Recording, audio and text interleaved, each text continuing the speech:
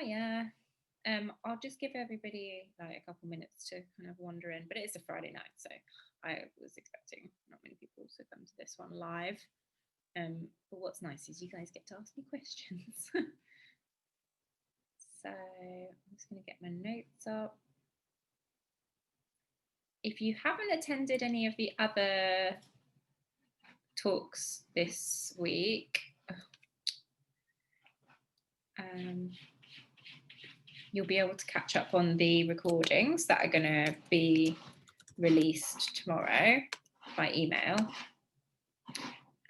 My name's Natasha, and I'm a medical herbalist by training, and I have over 10 years of experience working with women with a variety of hormone problems. And tonight we're going to look at light periods specifically. Okay, so let's get this going. So I'll run you through the material. If you have any questions you want to jump in, you can just type them in the chat box at the bottom. And let me share my screen.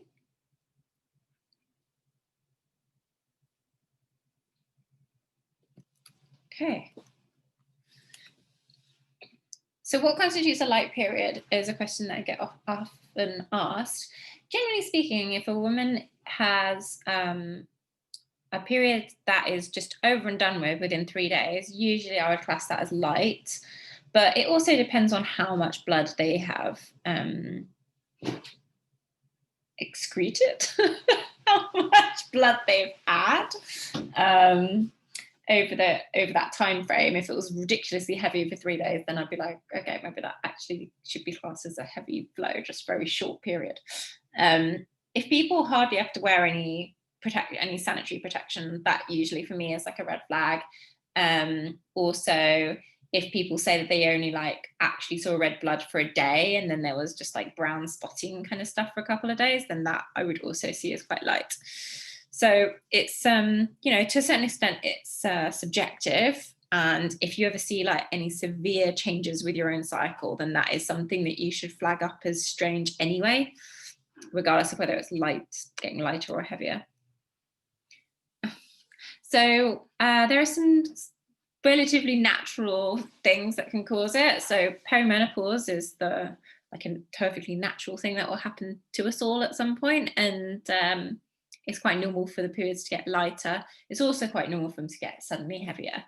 They basically change a lot during the last few years of menstruation. If you have a low BMI, then your periods will stop. You could call that a natural cause, but I suppose really it's probably a sort of poor diet, lifestyle blend, really. And I've put stress as like a natural cause in the sense that it's not an illness, really, just way of life. So then under like illness causes, I've included some drugs as well, for want of a better terminology. At the top there is the IUD. The IUD is quite well known for making periods much lighter because it really interferes with how much of an endometrial lining you can grow. Asherman syndrome is something that happens often as a result of a miscarriage and then having to have a D&C, which is where they kind of like go in and essentially scrape out what's left of your uterus, your endometrial lining. And it can leave scar tissue, and that scar tissue, it prevents the endometrial lining from growing in the way that it used to. So you end up with lighter periods as a result. Polycystic ovarian syndrome, we covered that earlier in the week and looked at why that can cause lightening or no periods usually. IBS and non-steroidal drugs can cause lightening, as can antidepressants and thyroid medication. I put eating disorders, obviously that could be linked to your low BMI, but you don't necessarily have to have an eating disorder to have a low BMI. You just be incredibly athletic, and that could be another reason. Chronic fatigue syndrome, and also smoking. So yeah, a big variety of stuff can interfere with how heavy our periods are. But I see like I see like a 3-day bleed where you see red blood and a couple days of brown spotty as like a healthy blood flow. I think you should definitely see red blood at some point during your period for it to have been a healthy period. And it's also perfectly normal to get the kind of brown spotting towards the end of the period. And I would say if you see it at the beginning of a period, then that's something that possibly could be improved. Look at things like circulation improvement. So in order to rule out any of those illnesses, obviously if you're taking a drug, you don't need to have diagnostics for this, but if you want to rule out any of the illnesses, ultrasound will help if you potentially have some growths that are interfering with the endometrial lining. Blood tests will look at if you are ovulating, as well as some of the other problems like thyroid issues and things. And a hysteroscopy will also enable you to be able to look at the health of the endometrial lining and look for things like Asherman syndrome. So the main thing to know about lightness of a period is that the heaviness of your period is relating to two things, I suppose. More often than likely, it's related to how much progesterone you're producing, because that is the hormone that really nourishes the endometrial lining in the second half of the cycle. So more often than not, it's progesterone that is involved in the lightening of a period. And that is often the case when stress is the cause problem. My cat is doing all sorts of like Olympics over the back of really delicate things that we've put up that you can't see. It's causing me stress nevertheless. If you hear a crash, that's what it was. And the other thing that can happen hormonally is potentially there wasn't enough estrogen. And of course, if you don't ovulate, then you won't have a period at all. So not so much lightning. But yeah, I don't know why. I'm just going to get him because he's just going to push something out. You did a really good job. Yeah, I thought you would. You did a really good job there. There we are.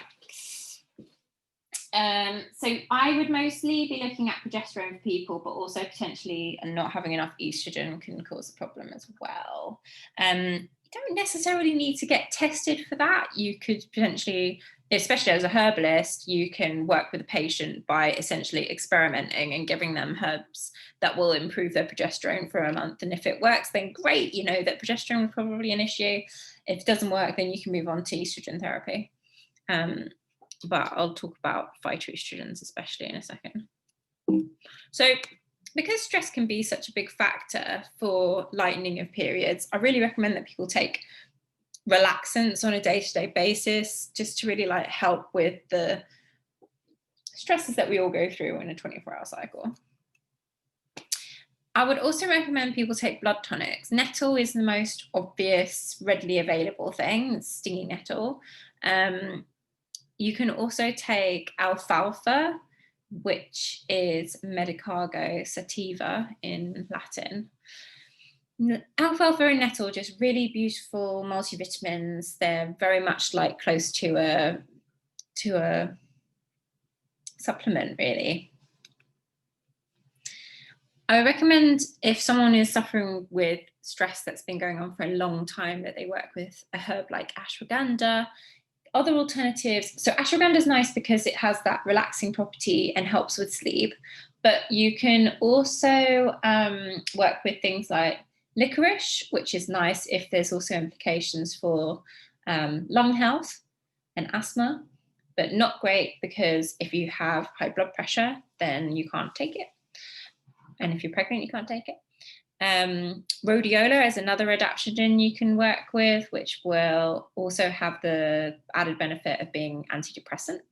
So whatever of these herbs that you choose, I would always recommend that you look them up in a book or online. There's a wonderful website called botanical.org, I believe, still. It might be botanical.com now, which has an old herbal book that's all been scanned in. It's wonderful. And you can look up all of the uses of each of these plants, and you'll find that the more things that a plant does that you've either had in the past or are suffering with now, the more indicated it is for you as an individual. So phytoestrogens are a key point for me for someone who has light periods. What's wonderful about phytoestrogens is that they balance estrogen levels. So you don't need to worry about if estrogen is a problem, because if you have too much, it will help give you more. If you have too little, it will bring it down. It will give you, oh dear, I feel like I said the same thing twice. Never mind. You know what I mean. Balances. The other thing that I would recommend is circulatory stimulants. This hasn't come up so far this week, actually, circulatory stimulants, but yeah, they're really good for light periods. Also are implicated wherever there is brown blood. That kind of usually means that the blood has had time to oxidize, so it's relatively old in the scheme of things. And so if you help boost circulation, you'd expect to see more bright red blood. Rosemary and ginger are excellent for this, but you only need to choose one. You only need to choose one from each of these sections. One relaxant, one blood tonic, one endocrine support, one phytoestrogen, one circulatory stimulant, and you'll have a pretty intense holistic approach going on in a prescription, really. If you do want to go the whole hog and use one from each of these sections, then you, for ease, just blend them in equal parts. But if you were to see a herbalist, or if you joined me for my my menstrual wellness collective that's starting in January, then I would tell you like how much to take of each thing, because, for instance, rosemary and ginger are extremely strong as a tincture, especially, and might kind of blow your head off if you had equal amounts of everything. And you can I know how to like tailor it to each individual's needs. Like if I can see that they need more endocrine support, then I'll give more of that kind of thing. So like one of the biggest things you can do is just try to learn to relax, but this is so hard to do. And usually the first problem is just that people don't even realize how stressed they are. So I would recommend doing this stress test that I have on the website. But you can also, you have to like bear in mind with that test that there's no option for not being stressed. It will tell you that you're a level of stressed. So take it maybe with a grain of salt, but it's good fun and it will give you a rough idea. The problem with stress is that there's an adaptive phase where you feel like you're totally fine, everything's normal.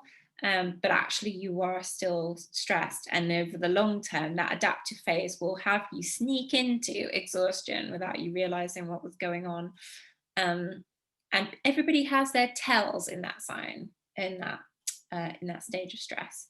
Like I know people who get migraines, I know others that get colds. It really depends on the individual. For women, for people who are menstruating at least, they will probably be able to see it show up in their menstrual cycle before they necessarily see it in other places.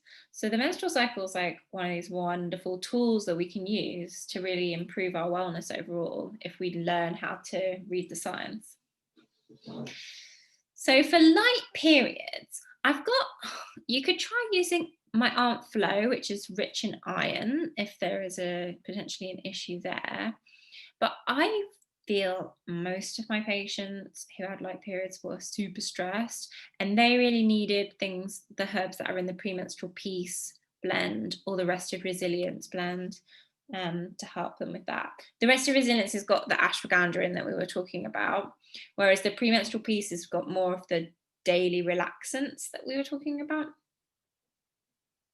And then last but not least, if you feel drawn to having more sort of one-to-one time with me, I'm starting a group in January, which has already had one place taken, actually. Yeah, last night somebody took the first place. There's only 10 spots, and I'm working with that group of women for 6 months. We'll have our own private group where we can chat, we'll have guest speakers, and I'll be able to give them individualized herbal care, but as a group, so it'll be lovely. So if you have any questions, just pop them in the chat box below. and I will stop sharing my screen. There we go.